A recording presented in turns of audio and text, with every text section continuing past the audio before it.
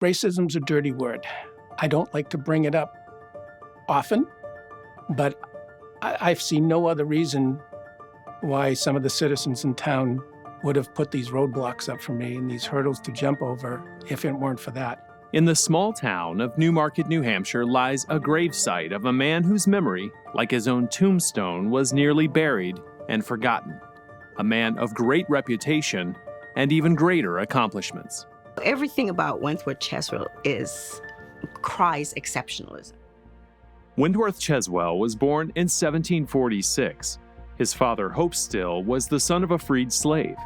Hope Still was an architect and carpenter who made sure, though his son was of a mixed race, that Wentworth be formally educated. Formal education was rare in 18th century colonial America, much more so for a man of color. There really wasn't much of public schooling back then, and for Wentworth to actually be studying under a Harvard graduate, all of the main subjects, reading, writing, arithmetic, that was almost unheard of back then for even a Caucasian person. In 1995, New Hampshire graduate student Eric Tuvison wrote his thesis on the remarkable life of Wentworth Cheswell.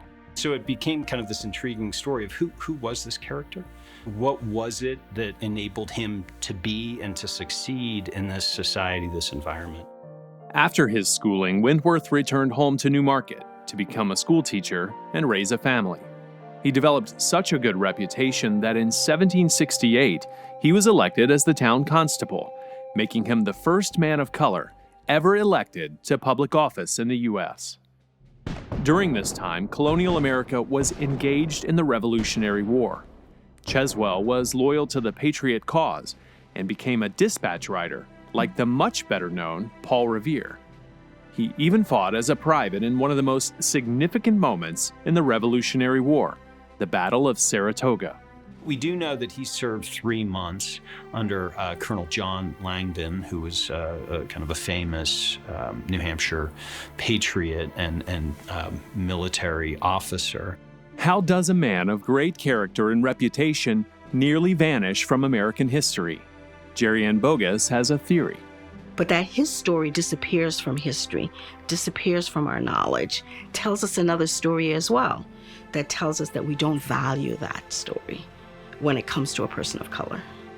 In 2002, Newmarket local Richard Alperin discovered his home was built on the foundation where Cheswell's home once sat. That discovery encouraged him to dig deeper into history. Ultimately, he found the gravesite of Wentworth and his family. Only the site had been poorly kept. It was terrible. I mean, it was completely overgrown. Most of the headstones were broken, and several of them, most of them, were actually buried. So that's how it started. And naively, I said to myself, I'm going to fix up the graveyard. Some citizens in Newmarket decided that they would put up barriers to my efforts to fix up the graveyard and bring back the memory of Wentworth Cheswell. They tried to get me arrested because I was not aware of a law that said that you can't go into a private family graveyard without written authorization from a proven living descendant.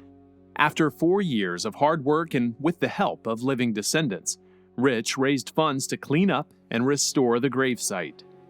In 2007, he convinced the State Historical Society to grant the resting place an historical marker. He was forgotten about for too long. Forgotten about for his accomplishments, forgotten about as being a founding father of the town. I just don't feel it's right that a town should not even know who was here before us, because it's due to these people who came before us that we are here today. Wentworth Cheswell served in public office in every year of his adult life but one. Amongst his notable achievements, he was an auditor, an historian, an assessor, an archaeologist, a judge, and a coroner. He was a respected member of the community that was often a representative of one form or another in his town government. He served in a lot of different capacities, so he wasn't necessarily just wanting to be at the top and nothing else was good enough for him. He would serve in whatever role was deemed to be necessary and appropriate. I mean, we're a country that values first. and not to acknowledge the accomplishment of a man at that time is always just mind-blowing. How do we not know these stories? Though he was nearly forgotten, folks like Rich Alprin have fought to revive the memory of Wentworth Cheswell and to make sure that the Cheswell name endures. Underdogs need to be helped up. And for what this man did for his entire life, he needs to be remembered and he needs to be helped up. And if I can do it in any way I can, I'm going to do it any way I can.